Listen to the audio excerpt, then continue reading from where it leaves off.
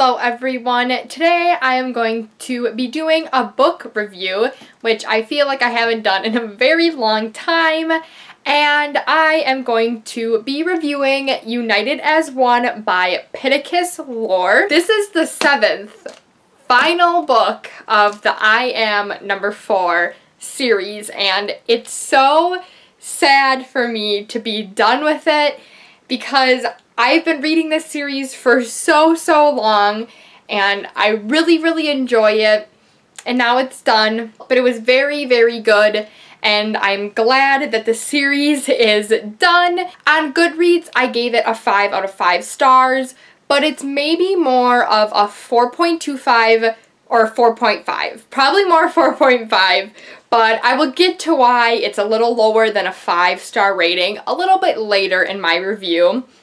And I can't really say too much without spoiling the whole series because this is the 7th book. I'm sure a lot of you have heard about the I Am Number 4 series because a long time ago the movie I Am Number 4 came out, which I'm sure a lot of people saw, and the book series has been going on for a while. But the first book is about this alien race, and there's 9 of them. And there are other aliens that are called Mogadorians, which are after these 9 and want to kill them all. And the first book is about number 4, who is the next one to die because the first 3 were killed. So that's basically the premise of the book series. I really recommend the series. It's very entertaining, and I had such a fun time reading all of the books. So that is pretty much all I can say without spoiling you. If you want to read the whole series, I really do recommend it. And now I'll be saying a little bit about this book. If you've read all 6 of the books before this one, but not this one, you can stick around for some more of my feelings about the book without spoiling it. But if you haven't read any of the books, I would not suggest sticking around for this part of the review. Now, all of you by now should have read the first 6 books in the series and just haven't read this one. I'm going to be saying just kind of my thoughts about this one without spoiling it. I flew through this book. It barely took me any time. The reason why I gave it a 4.25 but more of a 4.5 is, as you probably know by now, that the books are very convenient. Whenever the characters are in a situation where they would need new legacies, they would get the new legacies right away, which kind of ruined some parts of the book. I mean, it wasn't terrible like the other books, so it was just very convenient for a lot of things, which is something that kind of bugs me. It's not that huge of a deal. I can kind of just ignore it for the most part, but that's kind of one of the things that made me bump it down to a 4.5 instead of a 5-star. And another thing was, I'm not sure if I'm satisfied with the ending or not. I'm not going to say anything about what happened or why I'm not satisfied, at least not in the spoiler-free part, but I liked the ending, but I also wasn't satisfied at the same time. I kind of have mixed feelings about the ending, so I think that's why I couldn't give it a full out 5 out of 5 stars. But it was still very good. So that is going to be it for my non-spoilery section. I'm going to be going on into all the things that I felt while reading this book. So if you have not read United as One, I do suggest you picking it up, and then you can come back and listen to the rest of my review. And before I get started with this review, some of the Mog's names I don't really know how to pronounce. Like the main bad guy's name, I don't know how to say his first name, so I'm just going to call him Ra through this video. So if you're confused about who I'm talking about, that is who I'm talking about. So let's just get started with my review now. My favorite characters are 9 and Adam. They are my favorite. I love them so much. So right away when 9 walks in, the first scene that he comes in, he just brings a smile to my face because he's making jokes, and that just makes me really happy. You can really tell in this last book that there's a really big sense of urgency, because if they don't kill all the Mogadorians, or if they don't win this battle, you know, they're gonna die. That's basically it. And you can really tell, especially from this line, what John says. This is the last time I say, not turning around to face the others. The words feel like ice in my mouth. I'm done saying goodbye to people we love. I'm done with sentiment, done with grieving. Starting today, we kill until we win. When they were in the meeting with Lawson and they brought in Adam, locked up. Why would you lock Adam up when he's done so much to help them? Luckily, that ended really quickly because I was just not amused. They should not have been locking him up. I did not expect 5 to teach John how to fly in the way he did it, but it was brilliant. I loved that scene so much when 5 escaped from the jail cell and was beating on John, and John was fighting back, but then it turns out that 5 was just doing that to teach him how to fly, and it worked. It was brilliant. It was so good. I could already tell that I was gonna like Nigel, one of the new human guards, right when he came in. He really reminded me of 9, so I just knew that I was gonna like him. There was this really powerful line when Lexa and 6 were talking about what they were gonna do with the human guard because they needed them to fight because strength in numbers.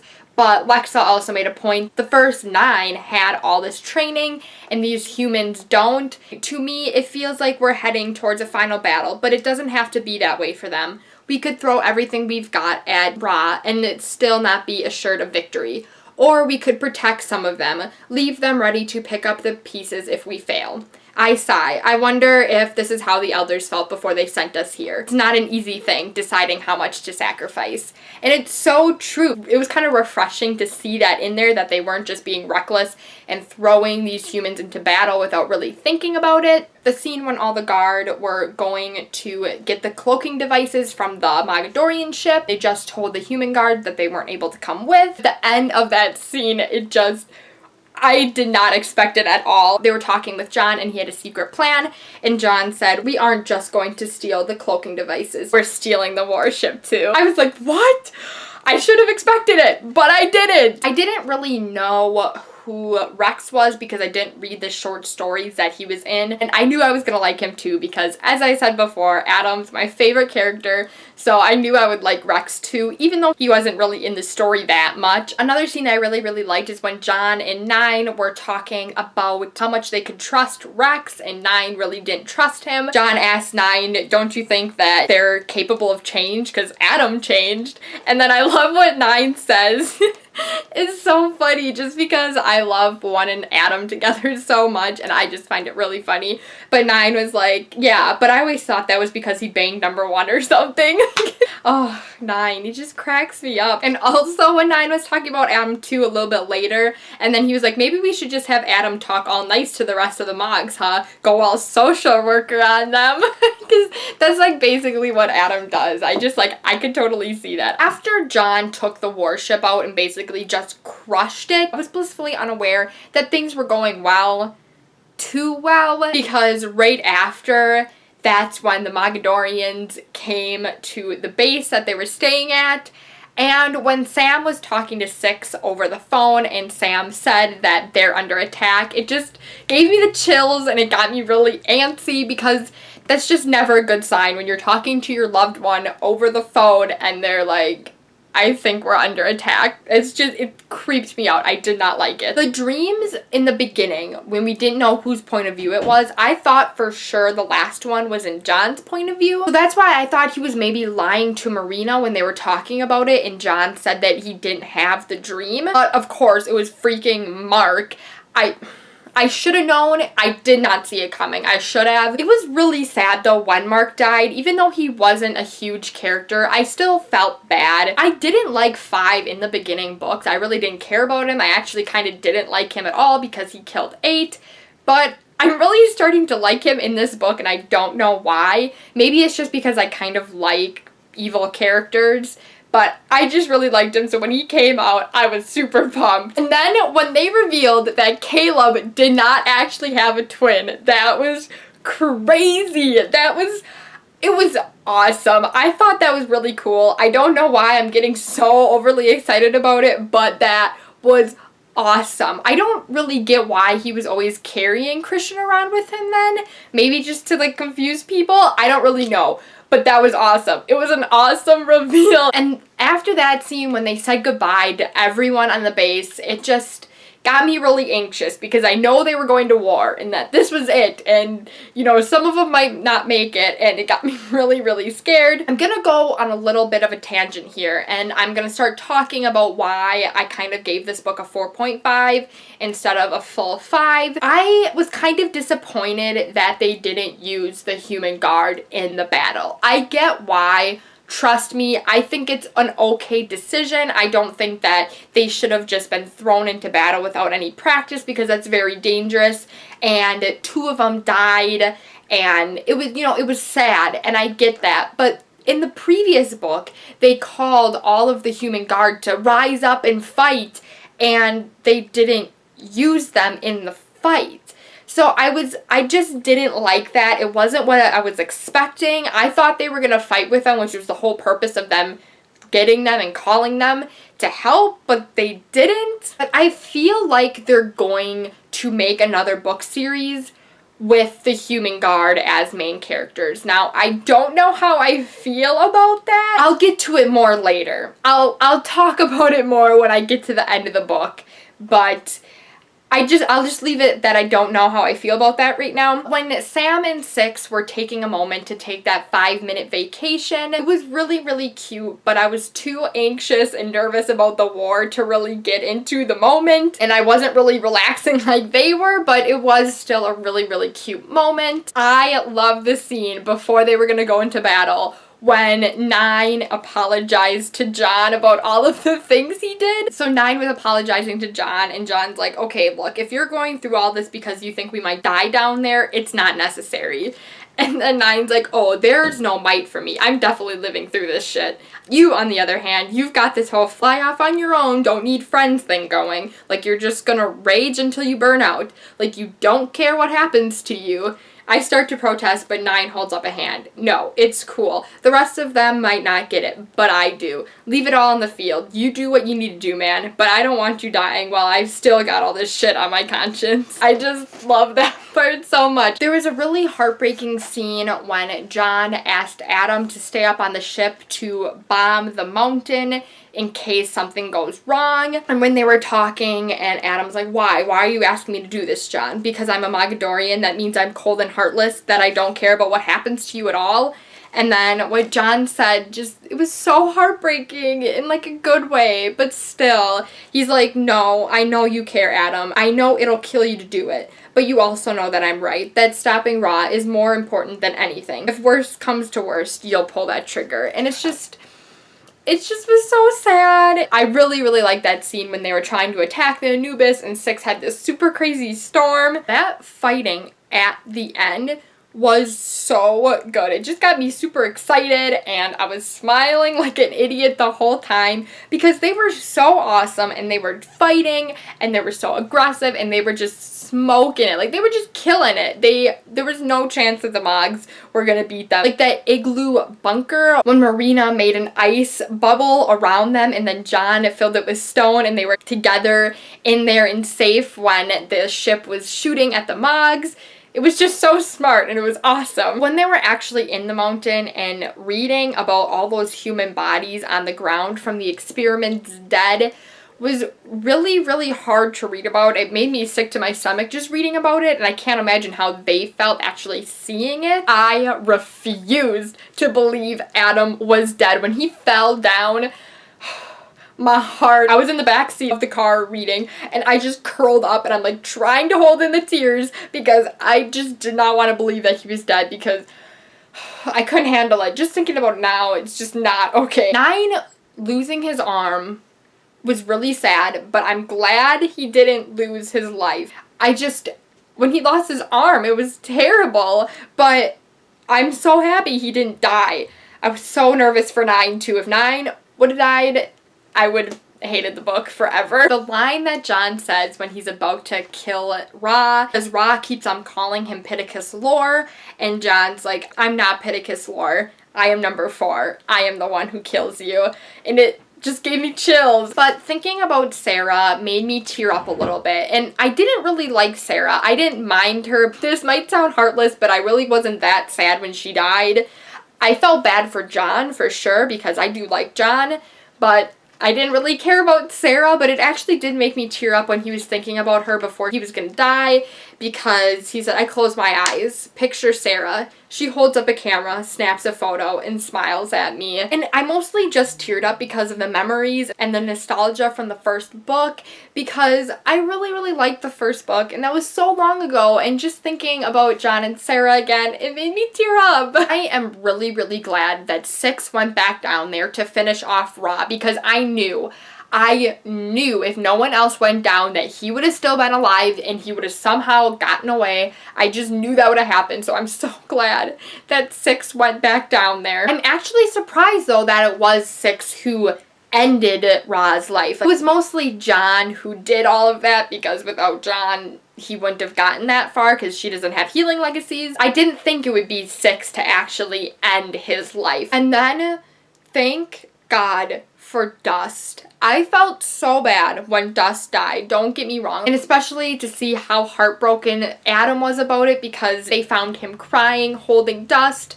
So that was really, really sad. But I was so happy that he saved Adam's life, because if Adam would have died, I would have died, and I was so relieved that he wasn't dead. But when it said that Dust's tooth was in Adam's shoulder because Dust had to bite Adam to lift him up, and then Adam wears the necklace. I'm like almost tearing up right now. But when Adam wears the necklace of Dust's tooth around his neck, oh, the tears were flowing. I was at my grandma's house and I was sitting in the car finishing the books. I had like 40 or 50 pages left before I went inside, and I was just crying so hard at that scene because it just touched me so much. And I started freaking out that Adam was captured in the Mogadorian thing in Alaska. I'm like, why? No, don't capture him. He helped save everyone. He worked with the guard. Like, why is Adam captured? And I was a little bit relieved that Adam was pardoned and he could technically leave whenever he wanted to. But still, like John said, I hate seeing Adam stuck up there with all the other Mogadorians, because Adam is nothing like them. He's not like them at all, and he shouldn't be categorized with them. But Adam was doing the right thing in the end, but I still wish he wasn't basically locked up. Marina and John at the end of the book is so stupid. I'm sorry. If you like them together, if you're happy about that, I'm sorry. I'm not saying that your opinion's wrong, but to me, I just think that's so stupid that they kissed and they're basically like, oh my gosh, like, I think I have feelings for her now. No, I think it's stupid. I think it's dumb. I think it just should have had him ending with Sarah. John doesn't have to be with anyone. So now I'm going to talk about a little bit more about why I gave the book 4.5 out of 5 star, and this kind of bothered me. My dad asked me what I thought of the book because he's reading it now too. And he said, did you like the ending? And I'm very torn with the ending. It's definitely not what I expected. So I don't know how I feel. Like, it was a good ending, but I don't really like that they aren't together. I get that they have their own lives to live and that they don't have to stick together because they might have not even been friends if they weren't guard. But after being through so much together, I feel like they should have been at least a little bit close together. I mean, I can maybe see for that first little bit that they kind of want to go their separate ways just to relax, but at least stay close together because you guys have been through so much. It kind of bothers me, which I guess I'm glad that John gave them all those things. At one point, they all might come together again, but who really knows? But I think that there might be another series, which I kind of talked about previously in my review, but I kind of hope there isn't another series because it's like, I wish a series would just end. There was still a lot left open. So I feel like there will be something more, and I kind of want more because I want to know more about the Human Guard. Like I said, I don't really know how I feel about the ending. I guess I just wish that they were all together, but, you know, whatever. I was still satisfied enough with the book. Don't get me wrong, I didn't not like it because of the ending. it was just a little too open-ended for me that I feel like there might be another series. And of course I will read that series if it comes out, but I still just don't really know how I feel about the ending. So that is it for my review on United as One. I think probably my favorite part of the whole book was when Fi was teaching John how to fly, and then he started beating him up thinking that he was trying to escape, but really he was just helping him. I know that was kind of a minor scene, but I really, really liked that scene. I also really liked when Adam got the Moggs having a civil war with each other. I would love to hear your thoughts on the book and how you felt about the ending, if you were satisfied with it or not. Thank you so much for watching. If you liked this video, please give it a thumbs up. If you want to subscribe to my channel, please feel free to, and I will talk to you next time. Bye! It was brilliant.